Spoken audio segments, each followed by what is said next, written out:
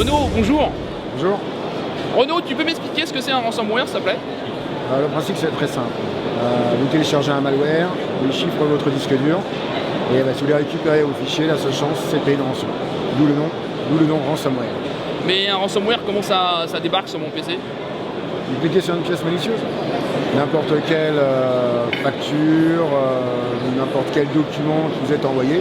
Ça peut même être envoyé directement par un site web qui a été compromis.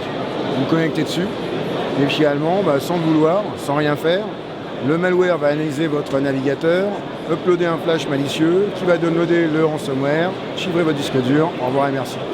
En fait, le principe est très simple. C'est pour savoir qui y a derrière. En gros, c'est simplement, on va dire, une application du racket au grand public. Ça n'a pas été possible dans le monde physique, à part avec les impôts. En revanche, dans le monde numérique, c'est devenu possible parce que tout le monde a un ordinateur, tout le monde clique et tout le monde potentiellement peut se faire chiffrer ses données. D'accord, donc une faute d'inattention, un poste mal sécurisé, pas à jour en termes de patch, je suis bon. Oui, ou un utilisateur normal. Ok, merci. Johan, bonjour. Bonjour. Johan, il y a Renaud qui m'a expliqué un peu les principes du ransomware. Tu pourrais me donner quelques recommandations pour qu'une société puisse se protéger de ce genre de menaces?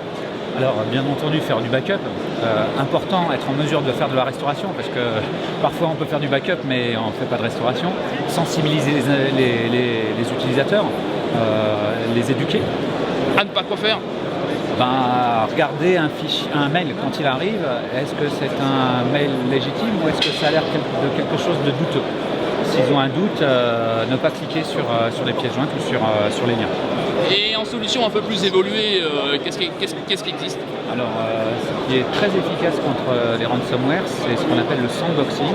Donc, le sandboxing, ça consiste non pas à se baser, comme le font les anti-malware classiques, sur des mécanismes de signature, mais en fait, l'idée, c'est de se baser sur du comportement. Donc, on prend le fichier, on le met dans une machine virtuelle, on l'exécute et on regarde ce qui se passe lorsque le fichier est exécuté. Et donc ça permet de se fier à un comportement et non pas à un fichier de signature. D'accord, merci. Vous avez compris ce que c'est les ransomware. Les ransomware sont des rançongiciels.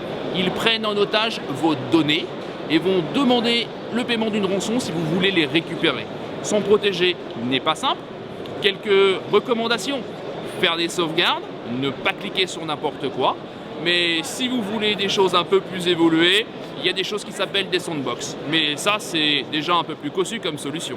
Allez, je vous laisse.